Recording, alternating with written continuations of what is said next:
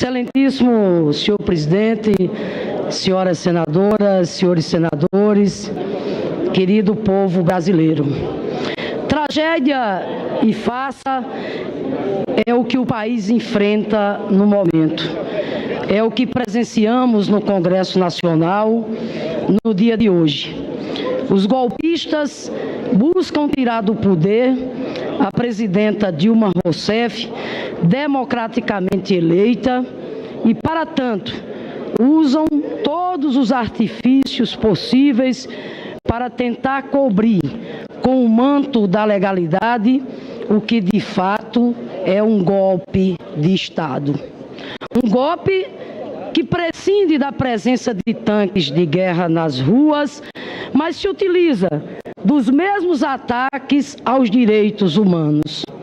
Sabemos, senhor presidente, que este processo de impeachment é apenas a fantasia que oculta um projeto político que foi derrotado nas eleições democráticas, como denunciou Adolfo Pérez Esquivel, Prêmio Nobel da Paz em 1980, aqui mesmo neste plenário. É golpe de Estado porque a presidenta Dilma não cometeu nenhum crime de responsabilidade, como preconiza a Constituição brasileira. Se as ações da presidenta não configuram crime e se não há dolo, o Senado Federal está se transformando neste exato momento, a exemplo da Câmara dos Deputados, no dia 17 de abril, em um tribunal de exceção. E a presidenta Dilma, uma mulher íntegra, honesta, poderá ser afastada da presidência da República como se criminosa fosse, justo ela, que foi presa e torturada durante a ditadura militar, é submetida novamente a um tribunal de exceção.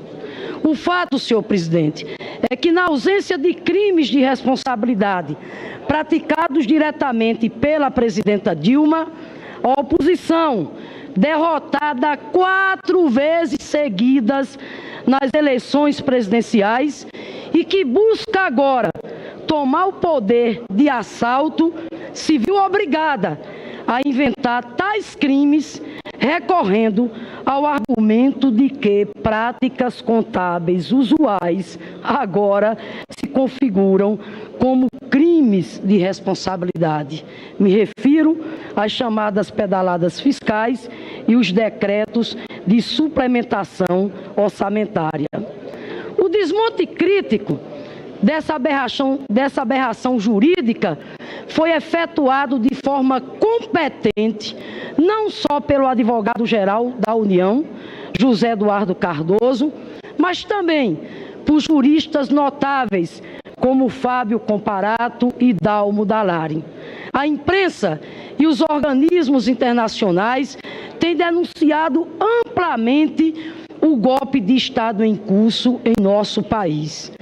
O secretário-geral da Organização dos Estados Americanos, Luiz Almagro, afirmou que não há qualquer base legal para o impedimento da presidenta Dilma.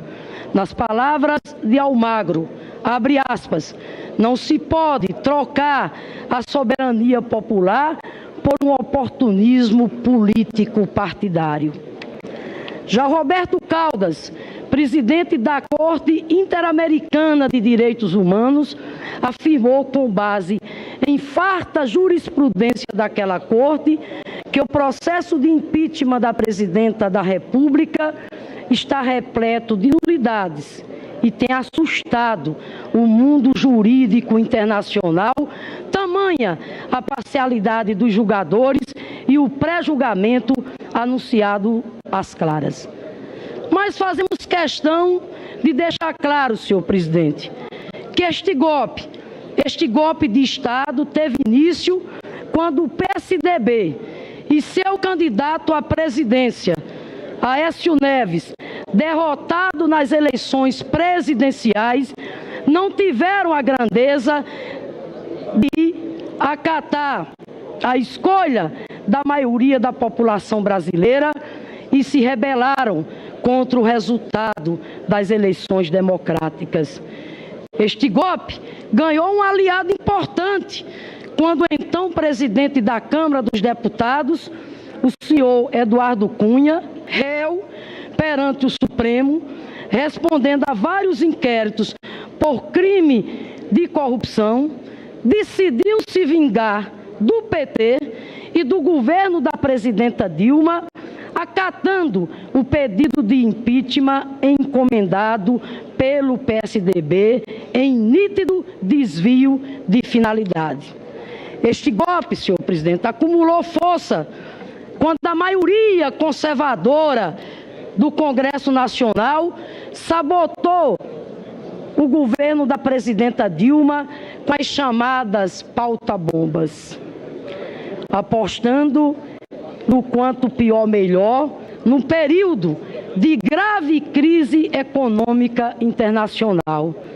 E este golpe segue em curso, pois o senhor Michel Temer, vice-presidente da República, não teve nenhum pudor de operar tenebrosas transações para assumir a cadeira da presidenta da República.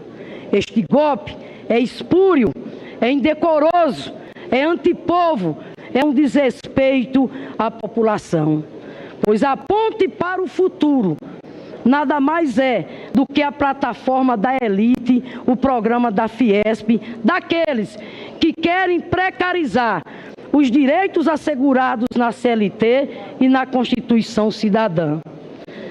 Mas quero dizer, senhor presidente, que dentro desse contexto político é de se esperar que um partido como o Democratas, que traz em seu DNA a marca de ter sustentado a ditadura militar, fizesse parte do consórcio golpista.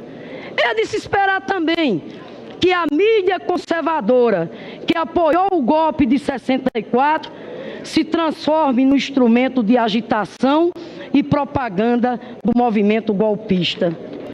Mas é lastimável, é lamentável ver o PSDB, por sua tradição, adentrar na lata de lixo da história dessa maneira, liderando este golpe de Estado travestido de impeachment.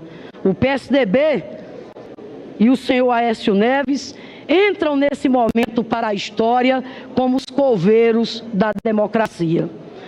Senhor presidente, senhoras e senhores senadores, nós somos parte de uma longa trajetória de lutas que começou antes de nós e que, sem dúvida alguma, vai nos ultrapassar. O PT foi a organização que construímos durante a transição da ditadura civil-militar à democracia para organizar os nossos sonhos. Foi a ferramenta construída para organizar quem estava à margem da política, à margem da cidadania, à margem da sociedade.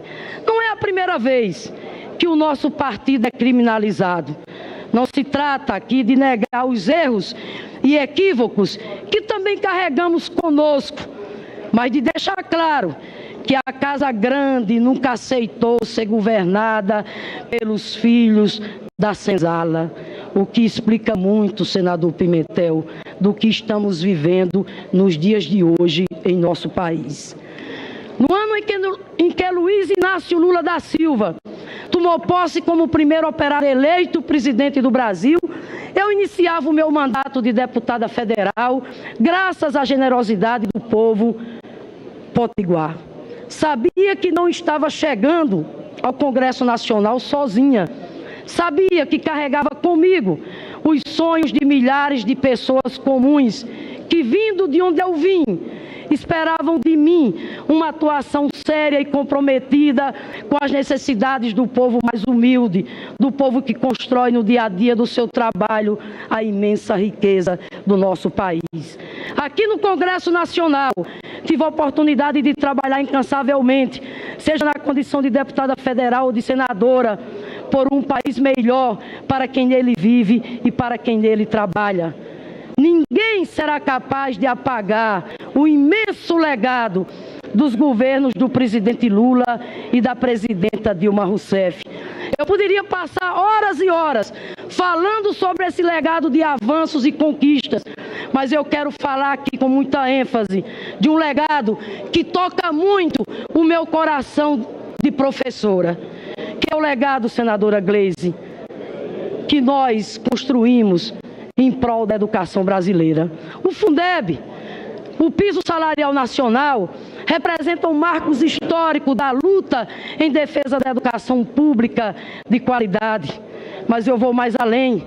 Quero aqui registrar que foi o presidente Lula que revogou o dispositivo que interditava a expansão da educação profissional e tecnológica, tornando possível a expansão dos institutos federais de educação que hoje estão espalhados pelos mais diversos recantos do Brasil.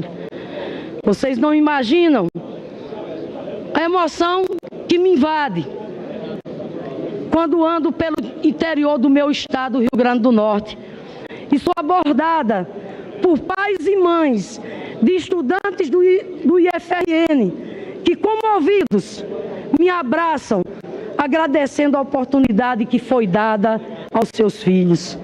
Destaco ainda os avanços no acesso ao ensino superior, por meio do ProUni, do FIES, da Lei de Cotas e do REUNE, que possibilitou a criação de 18 novas universidades federais e de mais de uma centena de novos campos.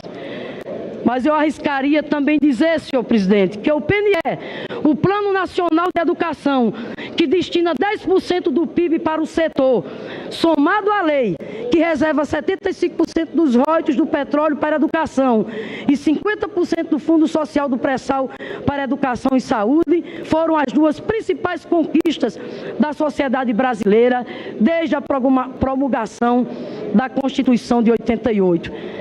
E é exatamente por isso que lutar contra este golpe de Estado em curso no Brasil é lutar em defesa da educação brasileira. Estou segura, senhoras e senhores, de que todas essas conquistas correm grande risco com o afastamento da presidenta Dilma. Portanto, é com muita convicção, é com muito senso de justiça que votarei contra esta farsa. Farei do meu voto um tributo à memória de bravos lutadores potiguares, à memória de Djalma Maranhão, de Emanuel Bezerra, de Anatália Alves e de Rubens Lemos, vítimas da ditadura. Farei do meu voto uma homenagem a Paulo Freire, Anísio Teixeira, Darcy Ribeiro e Florestan Fernandes, que dedicaram suas vidas à luta em defesa da educação.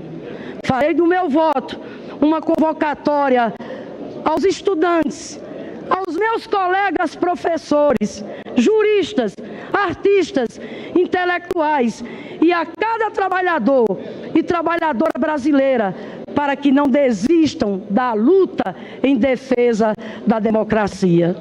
Viva Luiz Inácio Lula da Silva! Viva Dilma Vana Rousseff! Sairemos deste jogo de cartas marcadas, de cabeça erguida, com mais disposição ainda para a luta, pois não há derrota definitiva para quem assume o lado certo da história. Os golpistas não serão perdoados jamais. Não ao golpe, em defesa da democracia, ousar lutar, ousar vencer.